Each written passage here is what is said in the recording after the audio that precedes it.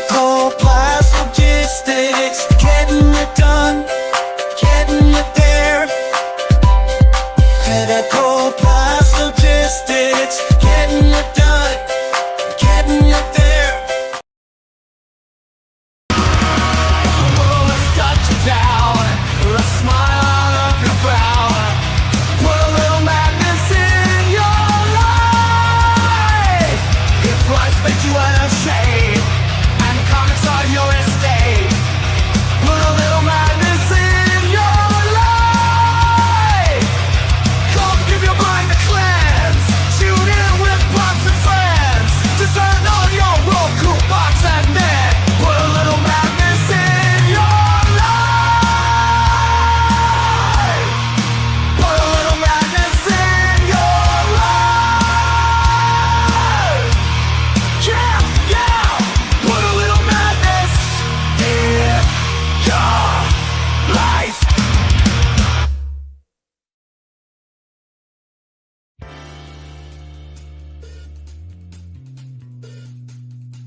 The Immortal Mask, a 1970s superhero crime noir adventure, follows a retired soldier turned reporter who is given a coveted interview with a death row inmate.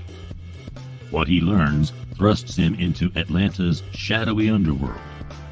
He'll have to use his military training to survive being hunted for possessing the information that could topple the city's most powerful ruling class. This is not a pre-order or a crowdfunding campaign. Get your books now at denali's.com.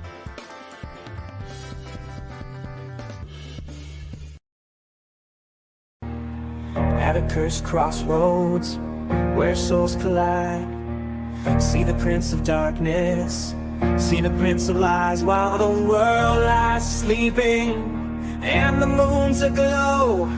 They may meet with the devil, you know, when your heart is quaking and your soul can't rest. Open up the pages of the devil you know best. People face their demons as each tale unfolds, but the devil's in the details and their fate's been sold. Hear their fate's been sold and they're lost to hell. That's the deal you have to make with the devil you know well.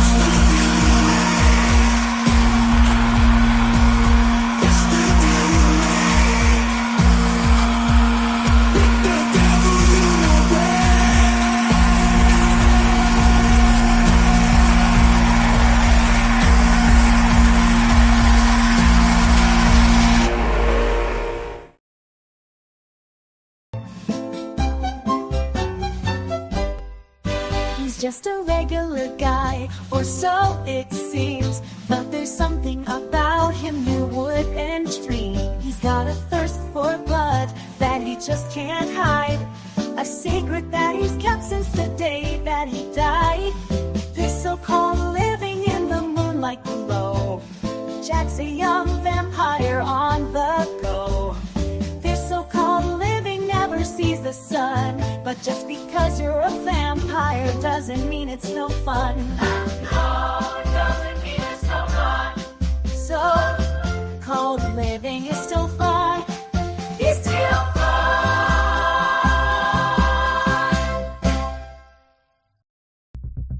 It's a Critical Blast podcast Me. with our special guest, Mark Maia.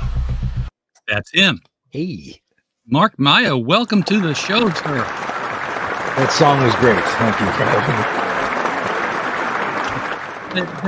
They're hit or miss because the songwriter he hits the coke, I hear.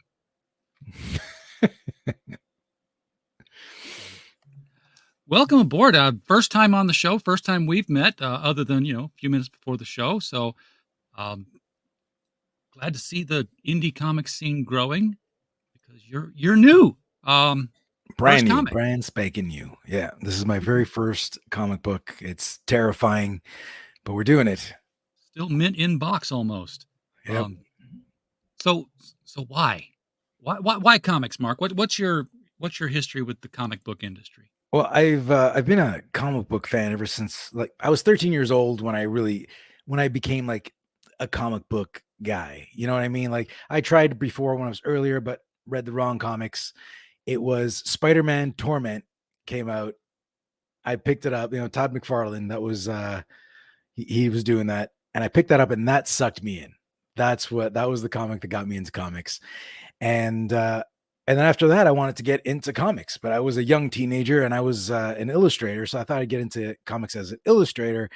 But I realized I'm not a very good sequential artist. Like I take too much That's time. different. It's a skill on its own, and it's not my skill. So I gave up on that dream for a bit. And as I got older, I thought I did some writing legitimately, not for comic books, for like video games and such.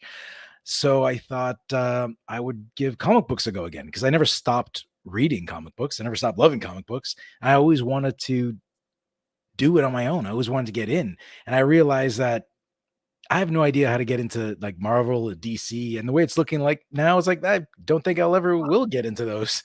And why So would you want to? I just, because those are characters I know, right? I was like, True, I was like, true. it'd be fun to write like an Avenger story or a Spider-Man story or a Superman story, whatever. Like it would be just fun to try it, to do it once. It'd be cool, a cool thing to do, a cool experience. But then I was like, screw it. I'm just going to do my own story.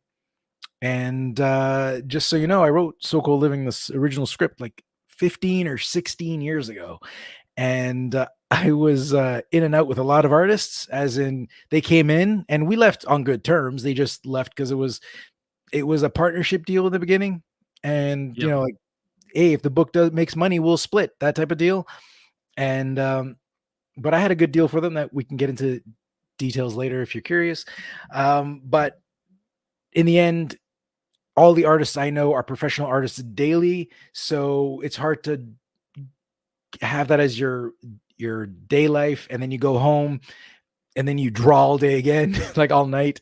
So it's not for everybody. You've And got to I make get it their day job by paying them up Yeah. front. So that was the thing. And again, I understand it. So I never took offense. I never got upset. But so I offered, I was like, hey, would you be into this? They said, sure. We started. Then they're like, you know what? I don't think so. I was like, all right. Well, that's all right. You Square left. one. So Yeah. eventually I just Kinda decided I'm going to find an artist and I'm just going to pay him outright, and I'm going to own everything on my own, like just like an employer type of situation, because that was the only way I could guarantee that I was going to get my project.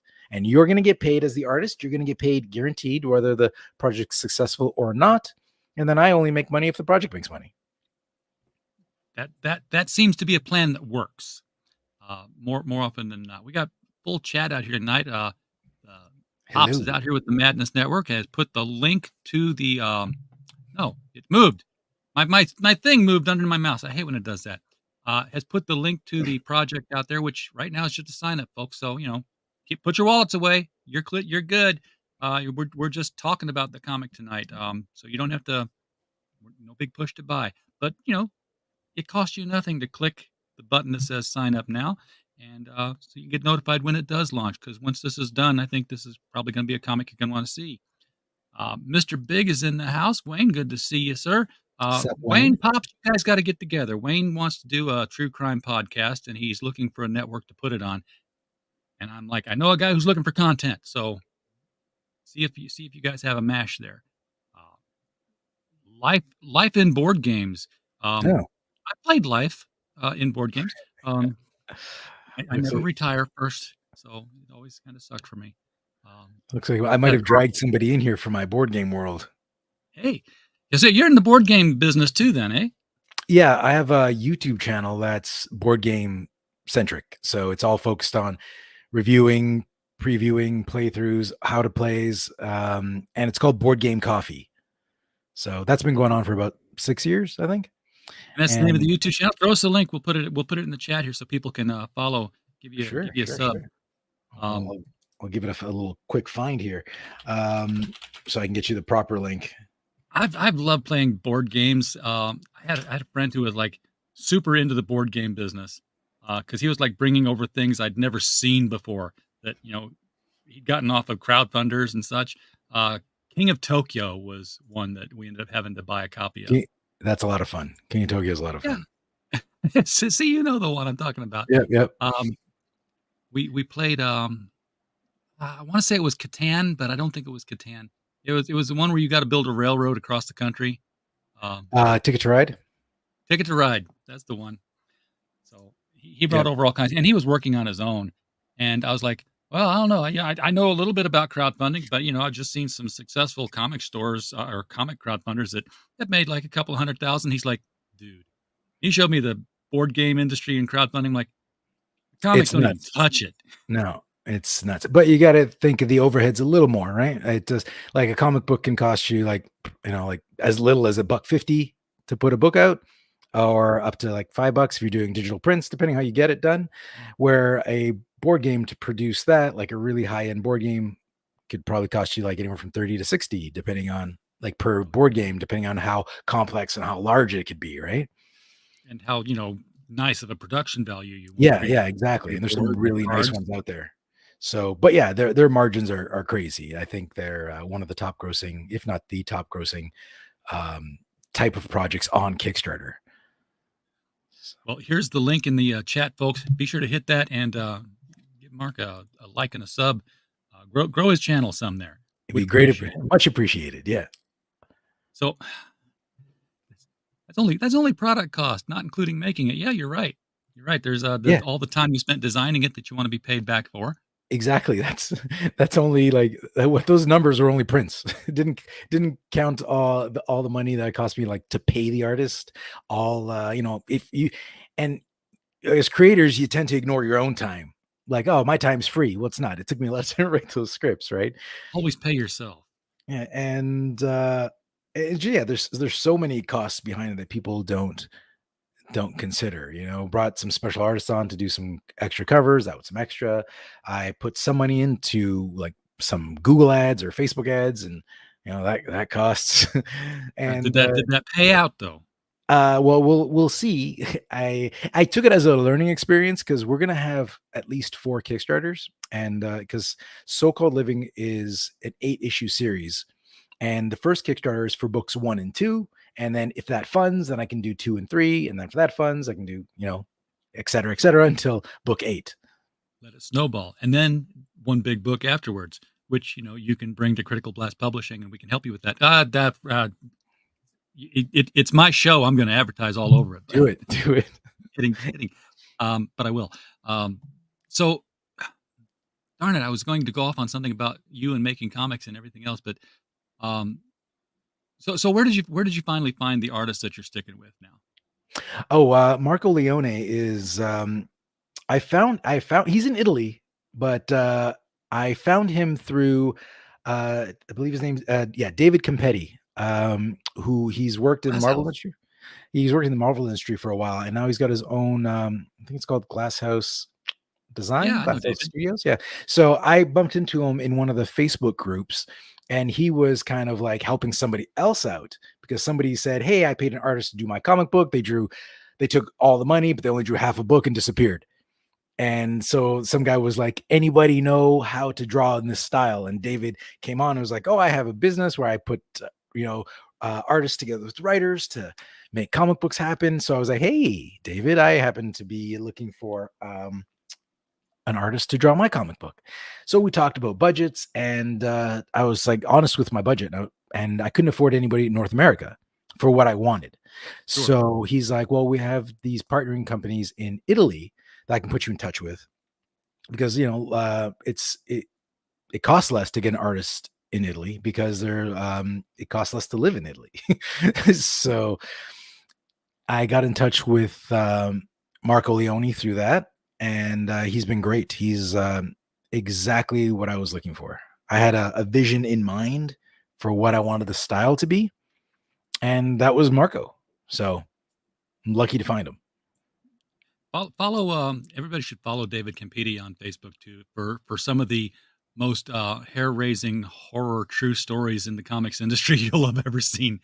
He is full of experience that not all of it has been good, so he'll tell you what to watch out for. Yeah, I think he's got like So, 40 plus years or something in the industry. He's oh doing it for a yeah, while. yeah. I mean, I remember reading his Exposed comic back in early 2000s, which is like 20 years ago now. I'm like, when the hell did that happen? The 80s were only last week. Yeah. So yeah, it's he's been at it for a good long time now.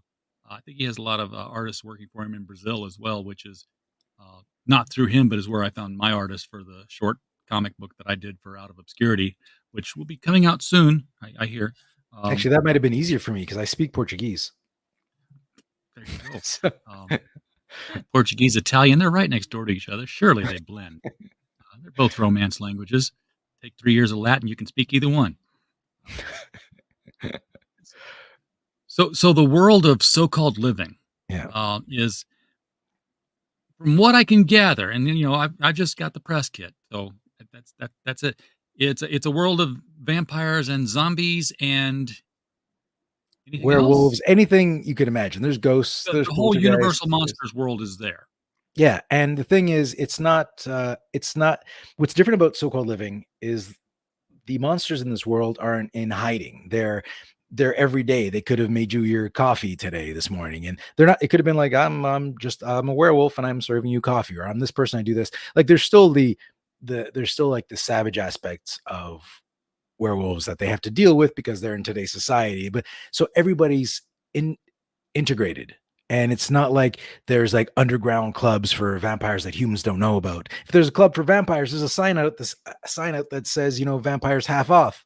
Like it's a dark comedy that deals with some serious situations, but in a very tongue-in-cheek type of way. So, Jack is in over his head is pretty much the story, and he's dealing with it in a world where it's just crazy. The world's crazy. Now, yeah, because Jack is the vampire, and the Yeah. bad guys are some humans, very very bad humans. Well, you'd think so. Oh well, they might not be. Yeah, so yeah, they might not be humans. So you, the story unfolds. You keep getting hints of what's coming as you read, and it goes in places you might not expect, but it's always interesting. And there's always a reveal. It's like, oh, there's zombies in this world. Oh, but that's the rules for zombies in this world. Or there's vampires. Oh, that's the rules for vampires. Oh, they're similar. Like you'd recognize it. You wouldn't say, oh, that's not a vampire. You'd say, oh, they are vampires, but they act different. These are zombies, but the world treats them different. They're not the threat that you'd expect from an apocalypse. They can get brains from the butcher store. Yeah, well, the idea with actually, this is not really ruining much because it's in the very first page of my comic. It's the opening page, and it's basically there's a zombie outbreak on the TV, and you're led to believe that, like, oh my god, something's happening. And then in the background, the TV news keeps going. And it's like, oh, the zombie response teams were quick on the scene to defuse the situation. So it's just a common day thing. Like, oh, a zombie breakout happened, but these teams come in, they clean it up, and life goes on as it was. And so that's just one of the things. There's more to zombies than that, but that's just. So are vampires and zombies in your world still former people? I mean, can your daughter go to high school and come back said, "Mom, you're not going to believe what happened today. Look at this." Yeah. So they got they got the way they did the same way as they would in any movie. So like a vampire got bit by a vampire. How it started, I don't get into that because it takes place in present day. So I don't really get into how it started. Just accept that vampires have been around for a while. Yeah, And and you can get bogged down in the whole lore of it. It's like, okay, we have laws for vampires because you can't just go around making people vampire against their will. And even if they say they want to, you have to make sure there's an age of consent involved, and parents have to sign off. And that you got to make deals with employers because the insurance will change. It could be a mess to try to. I tell you, it would be if you wanted to make it a role playing game. That's when you could get into the deep lore of how it all works. you Uh, could. I have some aspects where Jack's friends come into play in issue 2, and they there's like a point where they're like, "This is great, you're a vampire." Like, and then he's like, "No, it's not great. I can't do this. I can't do this. I can't do this. I can't do this," because his life is basically turned upside down, and he's learning to live with it. And that's the premise of the story. Is he starts off as human, gets turned into a vampire, then he's got to learn to live his life that wasn't fabulous. It was just a very average life. I had a very average job. I wasn't a standout type of person, and now I'm not a standout vampire either. But now I got to deal with all the vampire shit. It's like my life wasn't great, and now it's not much better. And that's the way he looks at it, because he's like, I can't even get into my apartment now because You there's don't no vampire. understand. I was living a sucky life, and now it's never going to end. Yeah, so that's pretty much how Jack looks at it. So That was my only escape, guys. death was his only escape. I like that. I'm going to work that into the script. So I'm guessing then that it was not his idea to become a vampire. So there's still that coercive aspect Yeah. to some of the people. Maybe not necessarily all of them, because Jack. I mean, if you're a vampire, can you tell us how you live in this world? Is it like True Blood? You can go to the bar and they have it on tap now. It's that there's a little bit to that happens in issue 3 or 4, one of those. So you'll find out a bit about that. But yeah, there is services for vampires. So there is services for that, because like I said, they're accepted. They're not living in the shadows, but there Treated like are a some disability. vampires that break the rules, right? Just like there's humans that break the rules. You're not supposed to kill people, but people do. Yeah, I mean, you get let's say that vampirism is a blood disorder. We have blood disorders that can be transmitted from one person to another, and we've got the rare person who does it on purpose, and you get scary headlines out of it. So yeah, I guess if a vampire was going around making people into other vampires, the vampire response team would Yeah, so come into play. it would be illegal to make somebody a vampire against their own will, because you have to kill them, and that's murder. So that's how it's looked upon. And that's how Jack becomes one. So I don't know if that's going to be part of your ongoing story, the vampire maker, or if that's just like it happened, he's taken care of, and you move forward with that. No, he definitely plays a main part in the story. Okay. He definitely plays a Now, main character. so when in again in your world rules, when a vampire makes a vampire coming through the rye, does it does he have that thrall like capabilities, like come to me, and you wake up and you're like, yes master, and you follow orders? Like, no, screw off, just because you made me a vampire, I'm not following you.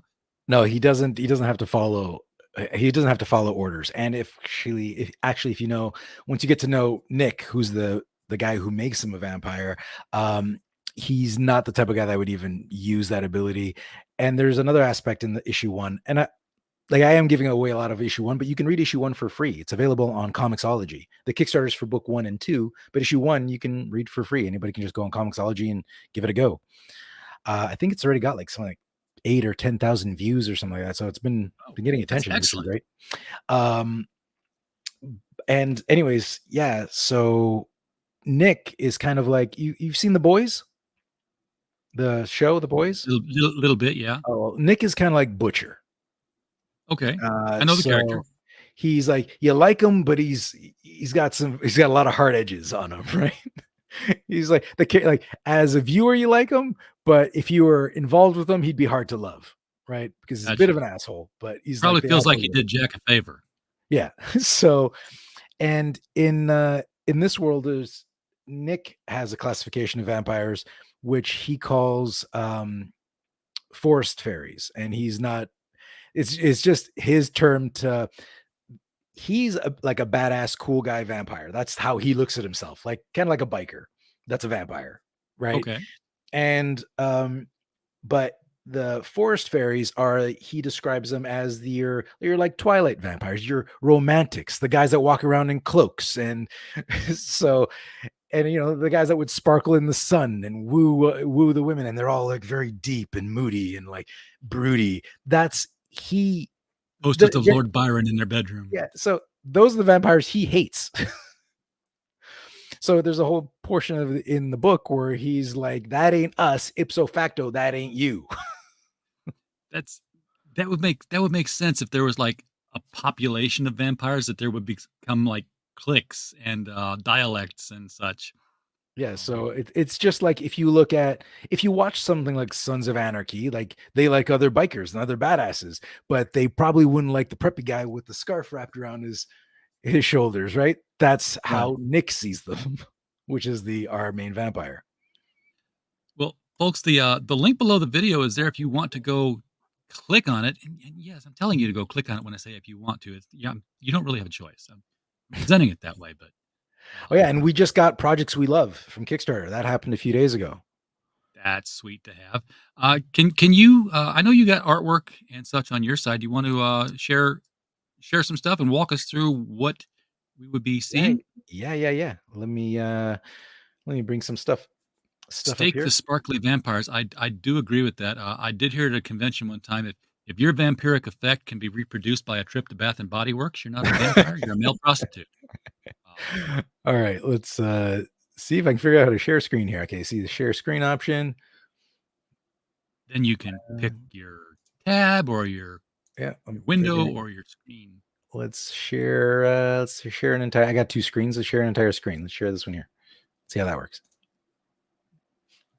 And Okay, there we are. so this is my drive right now. That it's my like press kit. So and then I'll show you I can show you the Kickstarter page. I'll give you a preview. It's not live, but Oh, great. I don't mind sharing it. So here's a glimpse of some of the art. So this is a page from book 2. Actually, this is an old page from book 2. Actually, if you see the that's been redone. So this is Okay. that needs to be updated in the press kit. So this is Marco Leone's work, and I really like this page that he did. So again, this is from book 2. This is the first page of book 1. So this is where they're like Jack and Jill are that's their names. They're waiting for fast food at this burger joint. They're getting the news that there's a zombie attack. And Jack is saying the line, "I can't believe this is happening." And you think it's the zombies attack. But when you go down, he's really upset that he got gravy on his fries, not the fries. Basically, the news is a side is irrelevant. It's just something that happens every day. It's like, oh, it's raining downtown. You're like, I don't care. Like, even look at her They're face. used to it. Yeah. She doesn't care. And then I didn't here's order another like poutine. here's a more actiony shot of Nick and Casper. Those are the two big guys in the back with the growling and the fangs. So that's from book 1. So last 2 pages from book 1. And we got our bunnies who play an important part. Yeah. Now tell me about the bunnies because tell me about the rabbits, George. The bunnies, I actually can't tell you too. I'm seeing what else I have here. These are just promos. Everything else I think I can show you from the Kickstarter page. Probably be better. And I'll keep talking about the bunnies. So let's go here. Oh, It says do not share, but your microphone just went all buzzy. oh really? Yes. It's interesting. So as soon as I started sharing this, Yeah. As soon as you clicked on the document, actually, let's unshare it and might be. I don't know what could cause that. do you want me to try to give it to you and you can share it? Yeah, send me the link.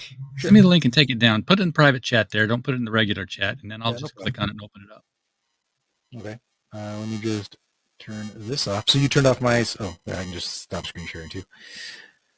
All right. Let's see. Where's my? Yeah, you're still. It's like you're talking through a stretched out balloon now. Yeah. I will get rid of it. I think once I close everything down on my end, it'll probably fix it.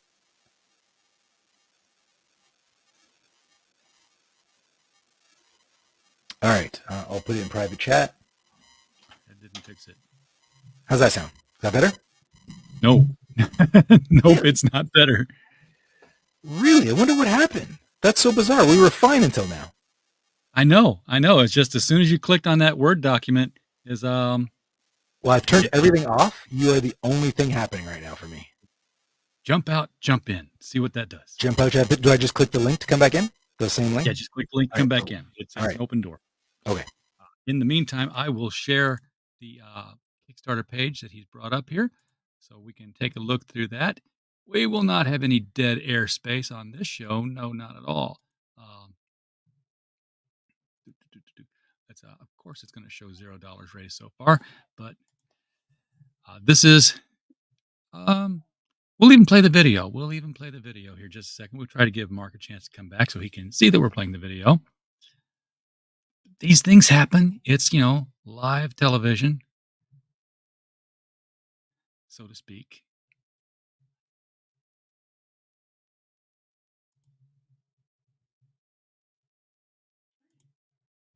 And I'll just go ahead and start playing it here. Oh, first let's bring him back in. I'm back. Mark, let's hear some. How does that sound? Better? So much better. Great. I did just needed to reset that connection. I don't know what was going on with that. No, it did not care for those documents. No, it cross-wired with your microphone really bad there. So I was just getting ready to play your video. Is that okay to do? Yeah. Play away. All right, here we go.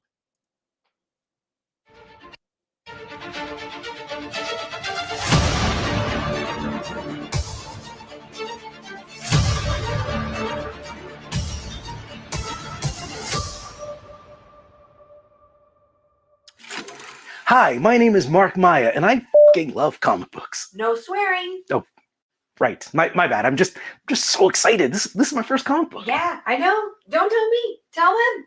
Oh, right. Sorry. My name is Mark Maia, writer of So-Called Living, and this is my first comic book.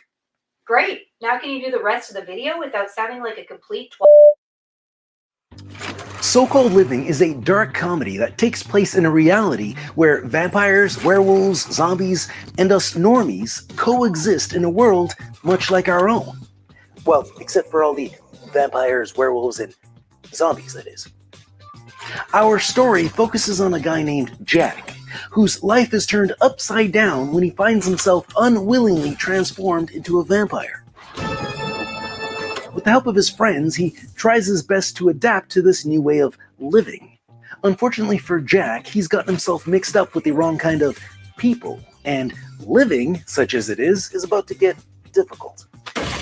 Like many longtime comic book fans, I've always wanted to tell my own story, create something that would entertain the community that I love, but I didn't want to do it until I was sure I could do it right. And now, with the incredible artistic talent of Marco Leona, we're ready to bring Jack's story to life. So-Called Living takes place over 8 issues, but we need to fund the first 2 before we can make any more, and that's where you come in. And to sweeten the pot, we've included variant covers from guest artists, such as the crazy talented Derek Loffman and Toronto's own Ashton Techno Prasad. These guys are out there killing it, so we are honored to have them on board. Now, if you're looking for something a little bit spicier to add to your comic book collection, our obligatory Sexpot editions have got you covered. You can also grab one of our exclusive So-Called Living keychains. By doing so, you're not just getting a cool piece of merch, you're becoming part of the Blood Bunny Colony, which grants you access to exclusive offers on all future So-Called Living campaigns. For me, this is more than just a comic book. It's a community, a shared experience, and with your help, we can make So-Called Living a reality.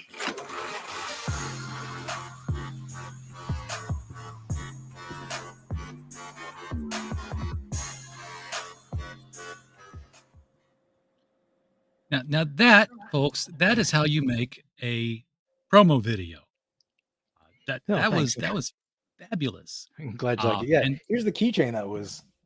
let me give you the big screen. There you go. That's very nice. Metal keychain. This is actually acrylic. It's black and white. Okay. Black and white acrylic, and it'll have a metal chain on it. We just didn't attach it yet. So the back of it isn't done. The back of it looks like this because this was a scrap piece of acrylic that we were trying. We make these ourselves. Okay. So because I know a person who can make those for you.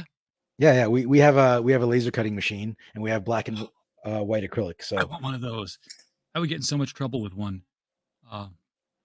It's you put like wood in and like wood burn and everything else, or is it just it can do all that. It's up to us. I can't remember what the thickness is. I don't know if it's like an inch or half an inch or whatever it can cut through. It's my wife's machine. She handles that aspect of stuff. Is it like it's computerized, right? You put the design in, it's like, okay, there's the outline, I'm just going to do that. You just walk away. Yeah. Yeah, you just God, give I'm it a jealous.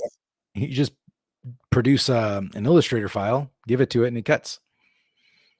Nice. Adobe Illustrator files. I have access to those. I can make that happen.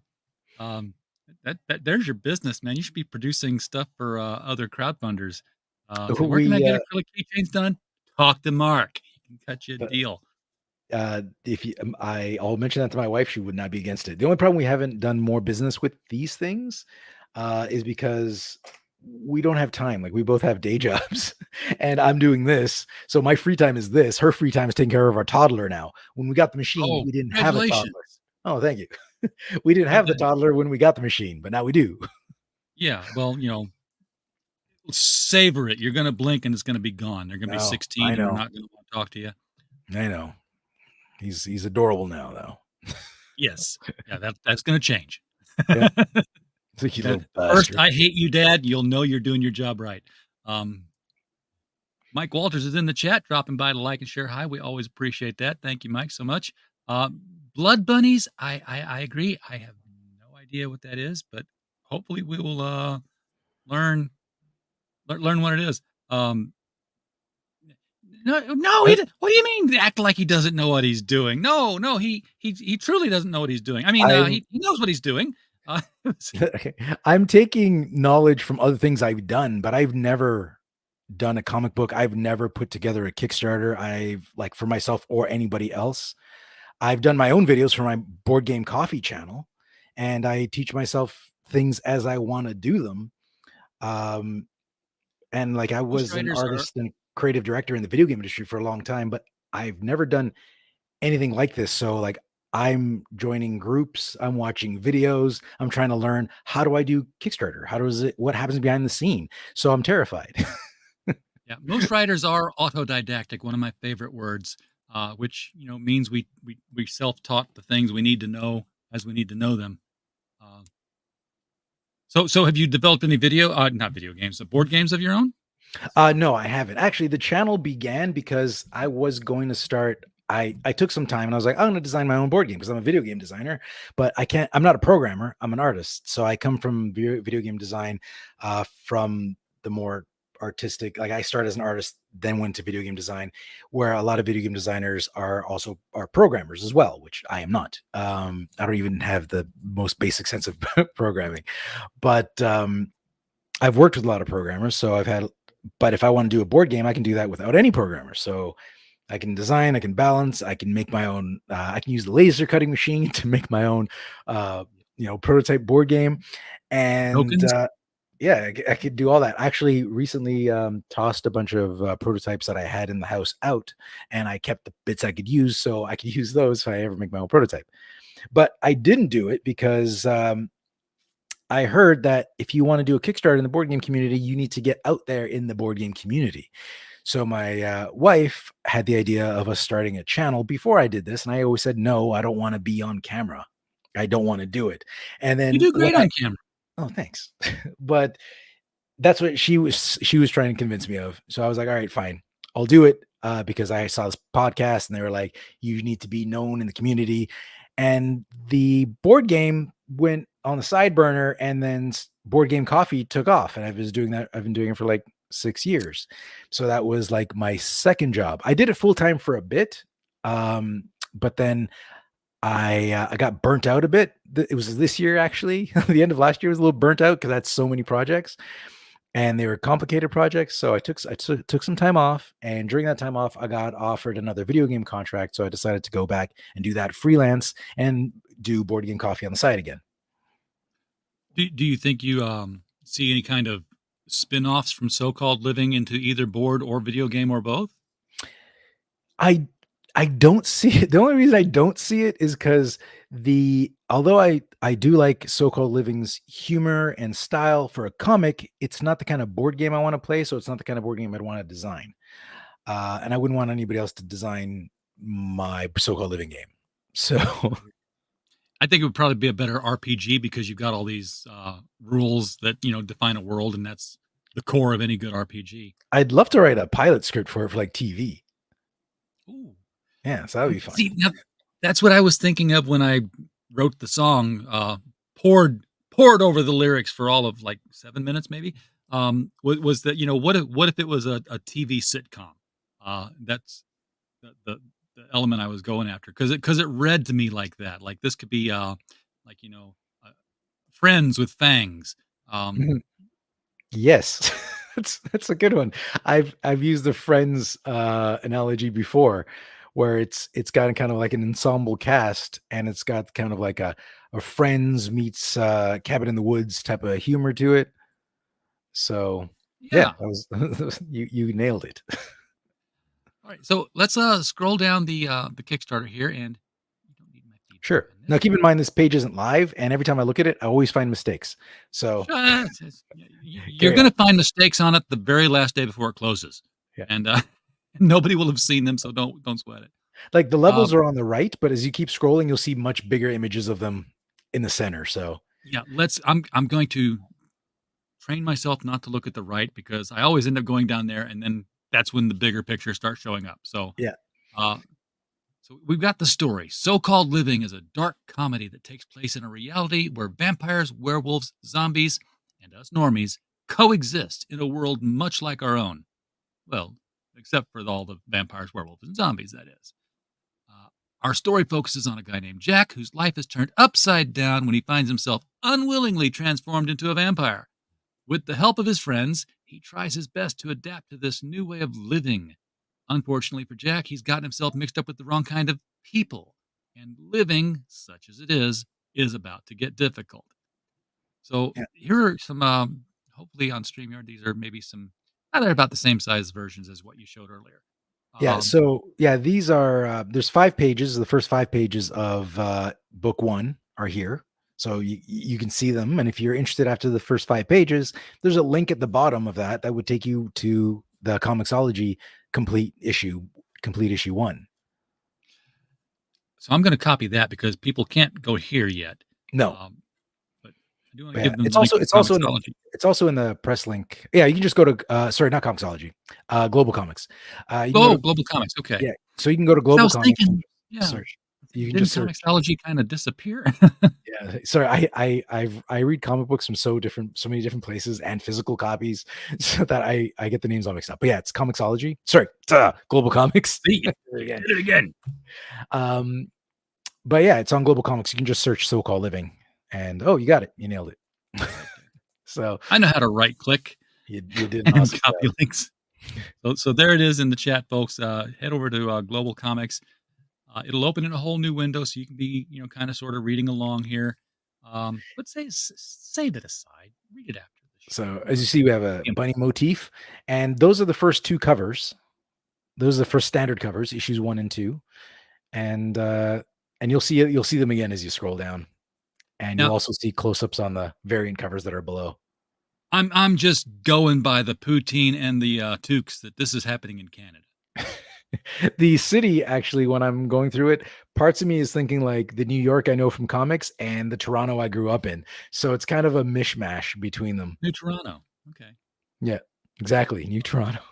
Or North York, Ontario. There you go. You get both. So it's an 8-issue miniseries, folks.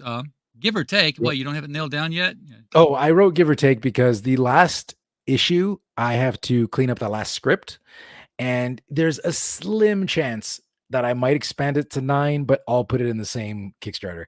Um, because it just has to be cleaned up. The last script hasn't been cleaned up, as in like I don't know what goes on what page, but the script is written.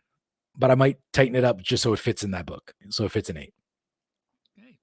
You got Um, oh, look at this cast of Friends, Breaking Bad tension. I was oh yeah, there you go. kind of sorta. Sopranos aggression. I like And it.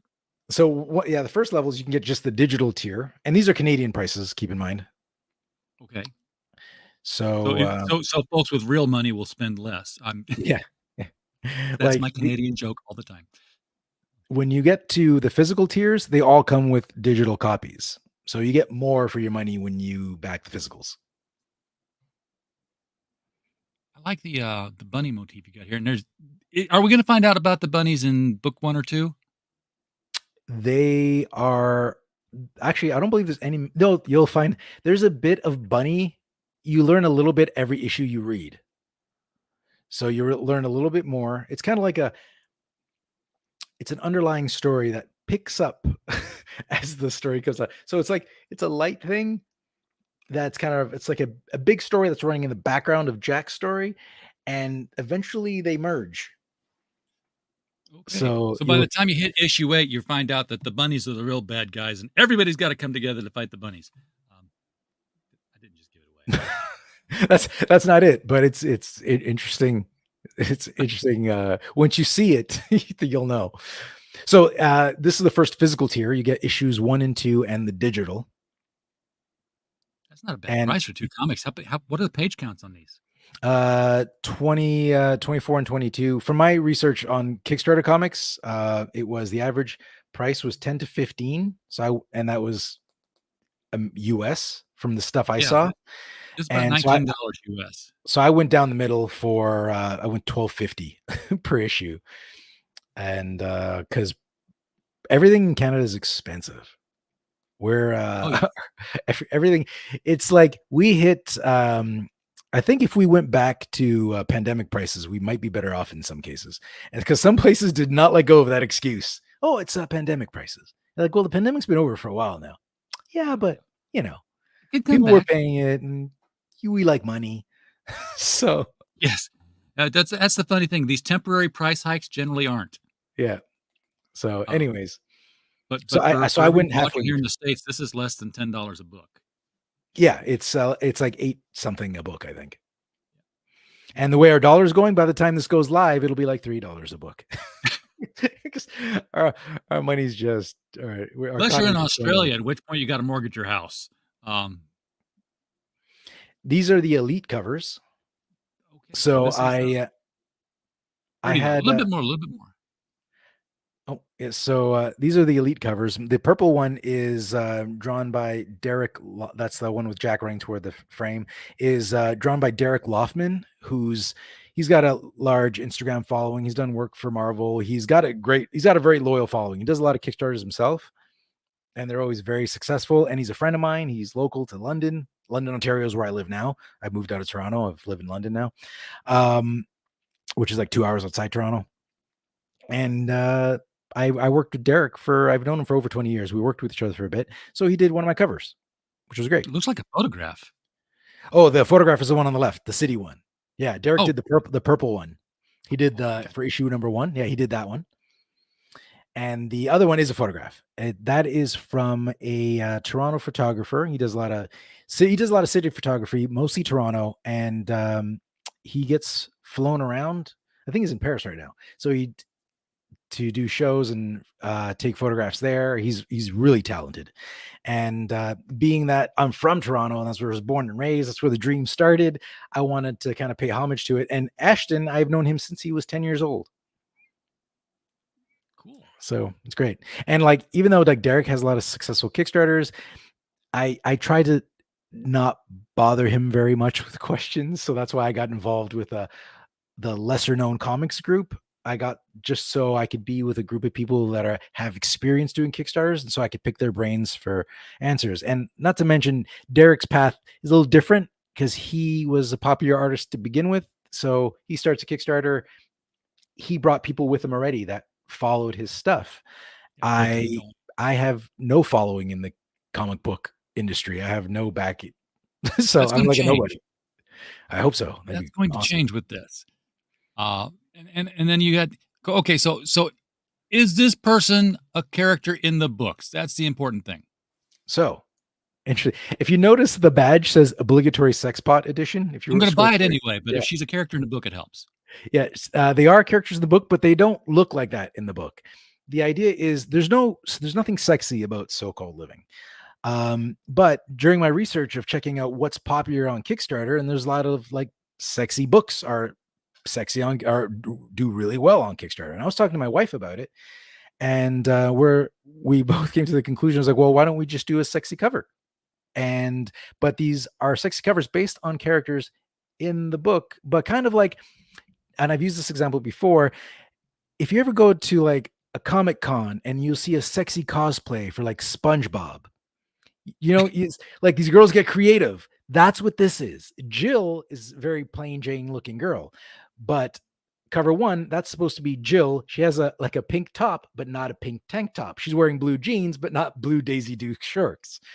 And same thing with the waitress. The waitress is in issue 2, but she's wearing she's a very modest looking waitress, wearing not a low cut shirt. So we cosplayed them up. So and if you Exaggerate. and if you go down to the bottom of this, it's kind of like having fun with the whole idea that success. Oh, not to no, go up, go up, go up, go up. It says right there, everyone else is doing it.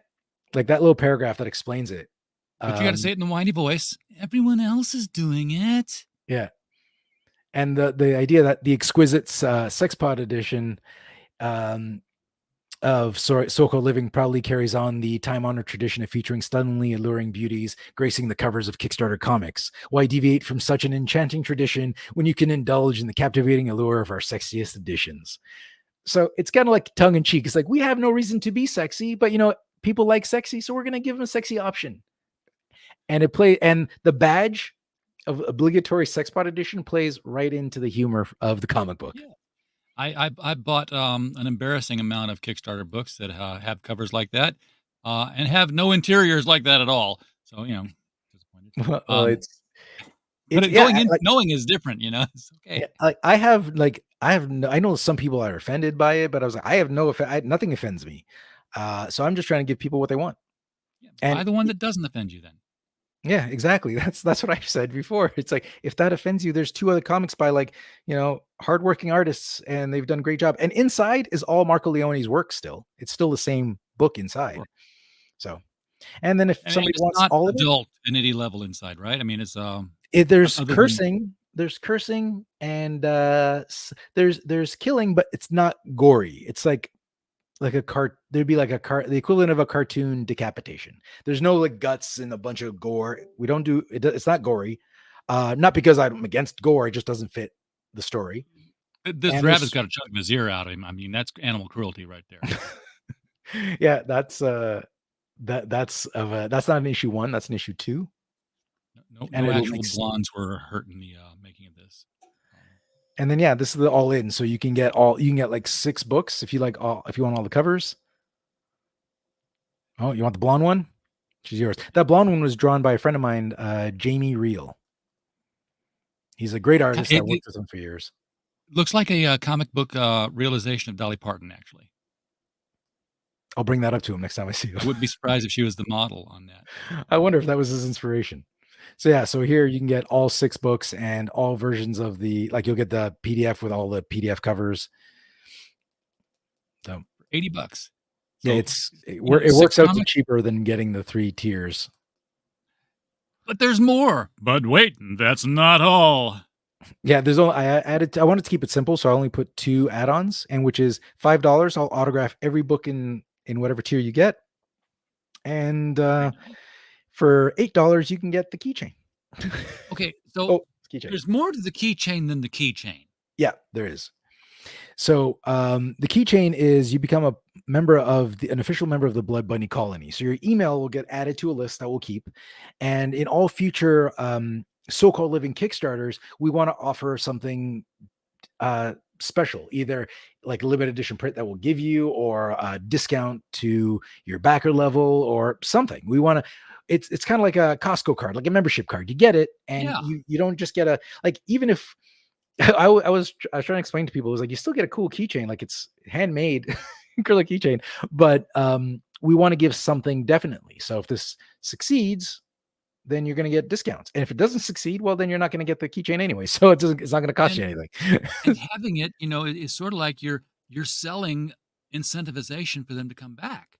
So it's going to, Yeah, and that's what I want to reward people who supported, because a lot of Kickstarters work as just a pre-order system. There's people that are on Kickstarter that don't need the money to do it, but they do it anyways because it works as a pre-order system. I do. I'm just a guy trying to put out a quality comic book, so I do need this, and I've already paid Marco out of pocket, so part of this is to pay me back. So because I'm in the hole big time for this right now. So and I hear Kickstarters and Indiegogo creators are like, I'm just trying to make my money back. Oh, shut up! If you're not trying to make a profit, then what are you even doing in this business? We know you want to make money. We hope you sell 1,000,000 of them, but Oh, I don't def tell me you're just trying to make comics. no, I I realize definitely that. wanna make my money back, but sorry, I mean, I definitely wanna make profit because 'cause I'd like to because if I'm making profit, then I can make this my living, and this is what I'd like to do as a living. If I can just keep writing comic books, that would be amazing because I love comic books. I need Now, a redhead, eh? I saw one of the comments. I haven't been reading it, but I'll consider you're that. looking for something to cut out to acrylic keychains. You've got it. Go with the models there. Um, Maybe I'll add a keychain or sorry, a redhead to the book 3 and 4 sex bot covers. There's no cover art. There's no even concepts for covers for issues 3 and 4, but there's a script. so so what's your timeline for let's assume, let's Hmm, take it as given that they're all gonna fund. You're great. gonna go all the way through issue 8, maybe 9. Uh, what year is it when we're receiving issue 8? Well, if I'd like to do at least 2 Kickstarters a year. So that would mean 4 books a year, so next year. Okay. But I mean, your production pace is such that you can keep up with that writing and drawing. I mean, you've got the whole thing That written, so eh, that's out of the that way. all depends on, Marco, because everything's Yeah. written on my end, I got it covered. Then it's up to, Marco, and to be honest, there's a lot of back and forth between me and Marco when it comes to, like, he gives me rough panels, and I'll be like, "Can you change this? Can you do this?" Because English isn't his first language. He actually doesn't speak much English at all, so he's gotta get my scripts translated, then some of it is lost in translation, so he misinterprets certain things, which makes sense because Google Translate's not going to do the best job. No. So that's why I say don't draw any finals. Give me roughs, and I'll draw on your roughs. And if I need a certain expression, I'll copy and paste um, reference from the internet, being like, I need an expression like this. I need a pose like this, or I'll scribble it in myself. Just whatever gets the Yeah. information quick, so we can keep this machine going. But this being his day job, it's unlikely that he's going to take.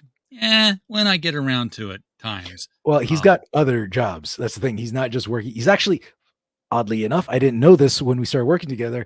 He's one of the companies I do how to place for. Simon was a huge. They're huge on Kickstarter. They're like the multi-million-dollar Kickstarters, board games. I do their how to plays, and well, I've only done one so far, but there's more coming. I've got a close relationship with them, and I realized that Marco actually does art for Marvel United, which is one of their games, which I didn't know. He posted it one day on his Instagram, and he's like, "I can finally announce that I'm doing work for Simon." I was like, "Wait a second, I do work for Simon." small world, right? So it's funny that we got these two guys that do work for Simon, come on opposite sides of the planet, completely met by chance. We're working for the same company, and we're doing the comic book, and we ended up doing it together. So it's funny how that happened. That's very cool. Now, the other question I've got is, wanting to do this full time, presumably for more than 3.5 years, which would be the timeline for 8 issues here. Mhm. Do you have other stories percolating that you've got in production in partial development? Yeah, I've had other stories that I've written rough scripts for. One in particular, I'm really excited to get to, but it's got no ending yet, and I don't want to talk about it just yet until I get it down. But that's a more serious tone, so that project would probably not be something I'd use Marco for. But I'd like to continue with so-called living if it does well, and do another story within that world. Okay, so it would be same universe then. You Well, continue this. the other story, so-called living. Well, if I did another story with Marco, it would be in the same universe. The other story I had in mind, which has no title. It's called right now. It's called the Japan story, and the only reason that has it's called the Japan story is because Japan plays a big part in it. So I just called it. So That it's not going to be I called would the hope Japan so. story, Yeah, but it's we're calling it the Japan story, like we called Star Wars Blue Harvest. We didn't want to figure out what it was about. basically in that story, something happens to Japan and pretty much a big chunk of the planet, but Japan is totally encompassed in that. And the rest of the world's been separated from them for a long time. And then when that when that separation comes to an end, that's when my story starts. Darn kaiju. Okay. Uh, Mark, I don't know what else I could ask you about the about no, not that franchise. So-called living. I almost said my so-called life, which is way showing my age there. Um, but, But it's all did right. we miss anything that you wanted to make sure people knew about? Other than the project's going live March 26th. Read the first comic book if you like it. I'm confident the story gets better. Like I think you should like you'll like the first issue. You'll like the first issue. Second one's better. My wife has read ahead. She's read the scripts. So so far, I'm not sure if she's read book 4 and 5, but oh, sorry, 5 and 6, but she's read 3 and 4, and she likes those so far the best. So for her, the story is getting better. Um, and I think it's getting better, but that's because more and more happens. There's more characters, there's more things. It starts from like I got a little problem to I got a really big problem. Are you on Twitter? I I think I have a Twitter account, but I wouldn't say I'm on Twitter. Okay. Because like I just got buried when I first started Board Game Coffee. I did all the socials and I couldn't keep up with it. So I stopped. But I believe my wife did start a so-called living on Twitter, I think, but I haven't done anything with it yet because I've been buried like neck deep in work. So I haven't been able to like separate time to do things. I think maybe there's a threads. I don't know. I honestly do. If I posted anything on that Twitter account, I do not remember. All right.